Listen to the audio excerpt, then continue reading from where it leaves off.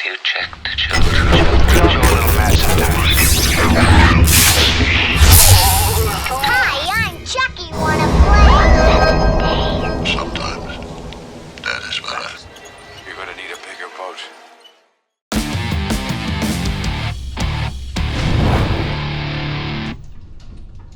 Long days and pleasant nights, fellow travelers, along the path of the beam. I am known on this level of the tower. Jaime Fuego, and if you please, you join me here for a bit of palaver on Hail to Stephen King. That's Reezy, y'all. El Rey, my favorite author, as you can see by the tower of tomes behind me there, on nearly 300 episodes of this awesome show that I've been doing for a number of years, and obviously, bienvenidos and welcome to the horror show. This is your Tower Tuesday weekly worship where I talk all things Sai King, and we actually just this past Sunday had a pretty prolific debut of a new Sai King adaptation. That's right. So this is one of my favorite little paperbacks that I have had in my possession for God knows how long, and I still always laugh when I see that it said Demon Within right there, and that was actually written in this book when I found it for $2 at, I think it was a Goodwill or something. But the first story that we have in here, that's Reezy in Night Shift, is none other than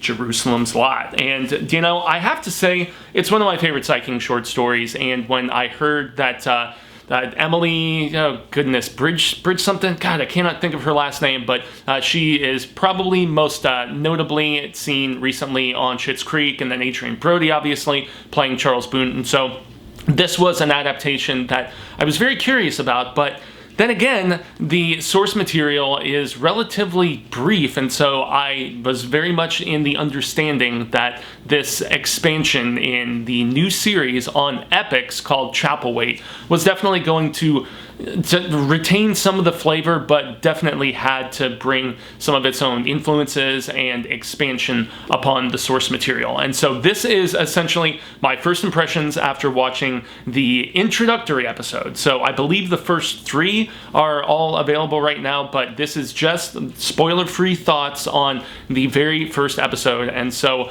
the massive amount of expansion, obviously, is the fact that Charles' character is he's a widow, or widower. I'm not sure what the male term essentially is, but yeah, so his wife was a woman of color. I guess you would say maybe Asian, but I'm not sure if it's like, you know, like an islander or, you know, actually, you know, somewhere in like, you know, Japan, Korea, whatever it may be. But yes, he has recently lost his wife, and he is a ship captain, and he has 3 children that, you know, he had the blessing to be bestowed on from her as well. So there are 2 older daughters, and then there is a youngest son. And so right then and there, you know that there is going to be kind of a divergent and different dynamic based on just that addition alone, because in the Jerusalem's Lot source material, the short story, it's really just, aside from his butler, you know, Charles is kind of slowly going crazy and writing in this journal. It's got a lot of parallels and similarities to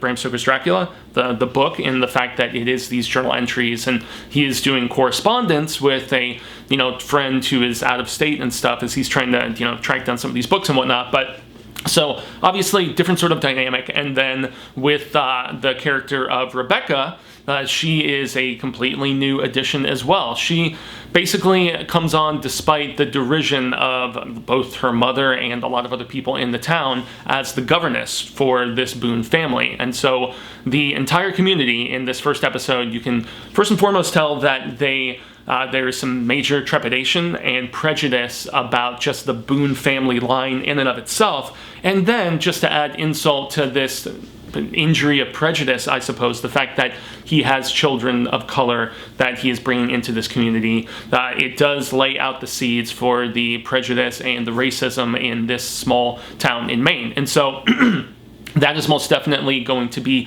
expanded upon as the series goes on, I would imagine. But yeah, the character of Rebecca is an interesting one, especially for the time period being like the mid-1800s, because we start with the 1817 incident where Charles was a kid, and we see just the mania of his father and some of the abuse that he was, you know, purporting to Charles's mother and stuff. And we have things just pretty much summed up as far as his fate goes, without spoiling things. But yeah, so we fast forward 33 years later, and so I guess that would be, what, like 1860?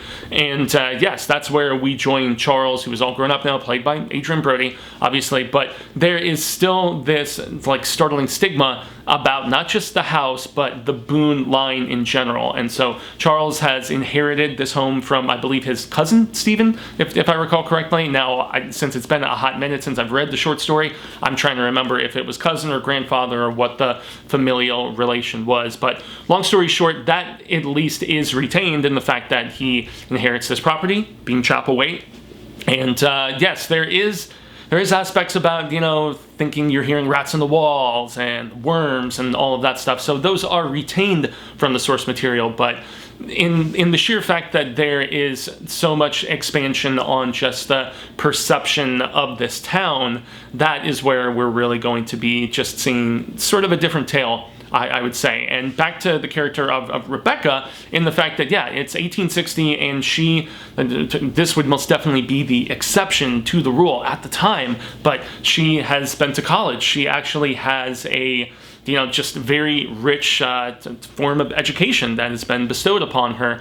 And to be fair, I don't necessarily know how accurate and possible that would have been in the in the middle of the 19th century, but nonetheless, her acting is very capable. But in a lot of ways, she feels to me, at least through this first episode, the fact that she is a writer herself and she is contributing to the Atlantic something. It's a publication, of some sort in New England around the time. But yeah, the fact that she is this very rich of mind and education, I don't know how potentially accurate that would have been, but she really, especially in the back half of the episode where she is writing almost these like proverbial journal entries and stuff like that, she feels to me that she might even be more of the central character than Charles, played by Adrian Brody. I'm not 100%, but so as far as like summing up my thoughts about this first episode, I unfortunately did not love it. I thought the presentation was good. This whole like kind of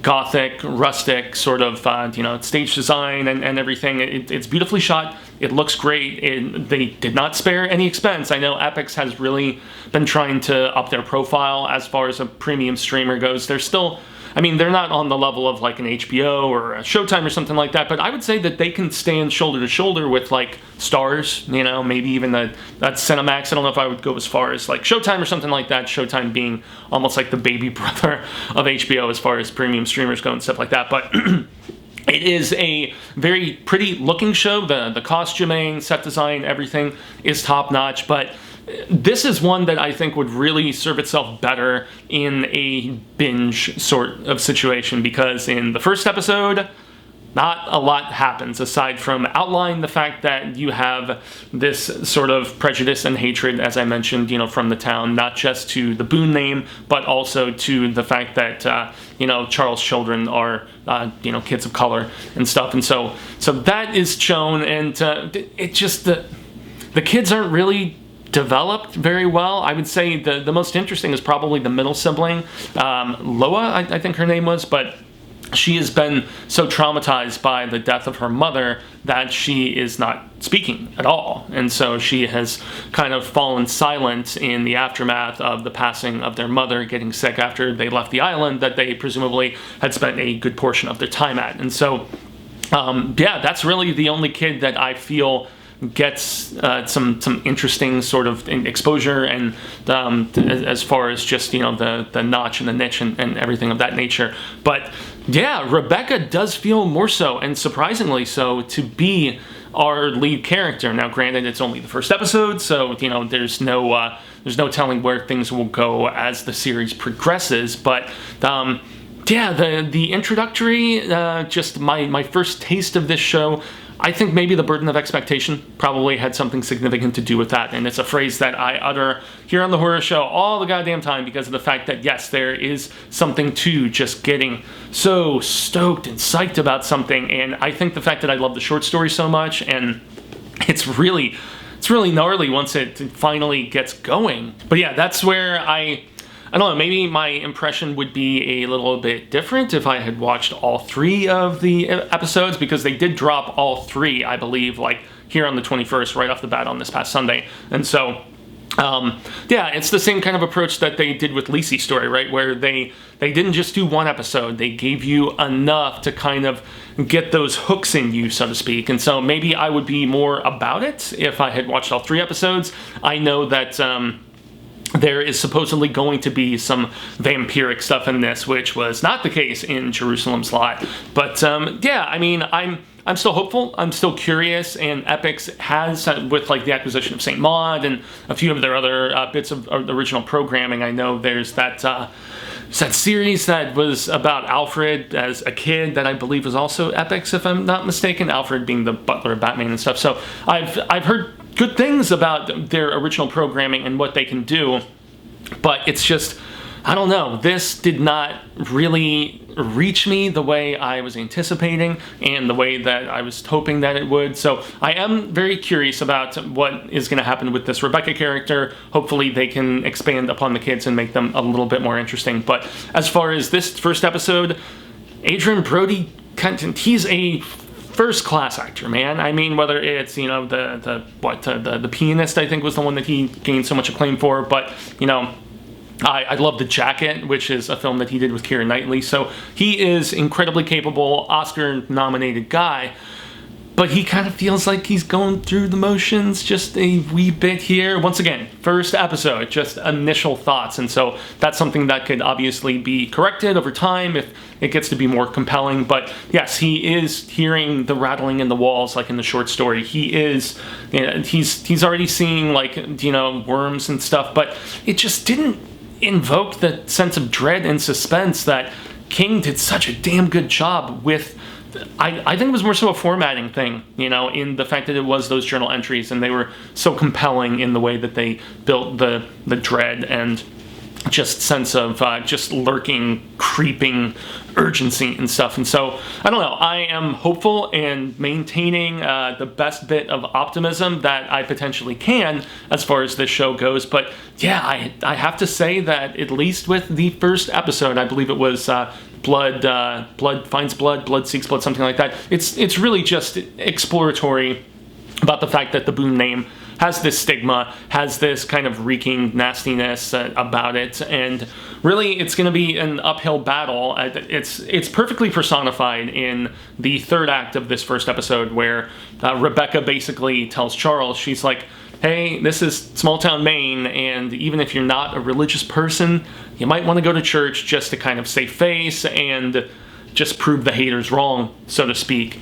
And the wife of the minister is like, yeah, we don't really have room for you in there. Some of our elderly, you know, need places to sit. And of course, Adrien Brody's Charles Boone is like, oh, well, we'll stand. That's fine. We don't have an issue with that. And she's like, I don't think you're understanding me. And so he's like, okay, take my family, get my governess Rebecca, and we're going to peace out. So it's obviously going to be an uphill battle as far as just that negative energy and that hatred. But if we even remember Salem's Lot, you know, it's like, this area has been a conduit for evil for, you know, centuries. And so that's why we're going to presumably see vampires and maybe all kinds of other different forms of evil and nastiness and stuff like that. But I will admit that at least as far as this first episode goes, I was not wowed, regrettably. So, yes, it's a little bit shorter of an episode today, and that's because we are getting to watch Candyman, the new Jordan Peele-produced Nia Costa, I think, the director of Little Woods, which is a fantastic movie. But, yes, us at the Horror Show are getting to see that early here on this delightful Tower Tuesday, so that's why it's going to be a little bit briefer on the thoughts here. I extend a grande gracias a Jaime and Fuego. You can find moi on all social media sectors like Twitter, Instagram, Facebook, here on YouTube. Have to give a shout out to the Hail to Stephen King Facebook group, which is one of the few things that gets me on the Facebook. We have over 1,000 vigilant members on there having lots of rad status palaver, and so that is something to check out if you feel inclined. And also on the first Tuesday of September, we will be reflecting for its 25th anniversary, I believe it is, on none other than Huzzah, right there. That's right. Richard Bachman, The Regulators, very excited to do that. And then for the month of September, the book of the month is going to be its twinner novel, which is Desperation. Yes, so on my previous reads, I always read Desperation first and then segued into The Regulators, but it's been a number of years since I have read either, and so it's going to be kind of cool doing the reverse order because of the fact that you have the same characters in both of those books, and yet it goes from, Nevada to, I think, Ohio, like, right in the heart of the Midwest is where The Regulators takes place. So that's going to be a fun discussion, and obviously some support here with the liking, the sharing, the subscribing, all of that jazz is always greatly appreciated. And yeah, peeps, that is going to be the end of the proceedings for today. Once again, the first 3 episodes, if I'm not mistaken, are all available on EPIX. I think they have like a 7-day free trial if you guys want to just check out the show, see Emily and Adrian and the entire ensemble cast there. But yeah, once again, I guess I was hoping for a little bit more of a wow factor, but as I always contend on here, art is subjective. Watch, take it in yourself, and make up your own mind. And yes, until the Wheel of Ka comes around once more, hasta luego, sin amigos. Constant readers and viewers alike say thank you. I hope we have been well met and we share more of this palaver sooner rather than later. And until that instance occurs, remember to stay scared and read Stephen King. Yes, I know. If you have never read Jerusalem's Lot, the short story here in Night Shift, Dizam, check it out. But also in this instance, I will contend, watch Stephen King, give some support to Chapelwaite on EPIX.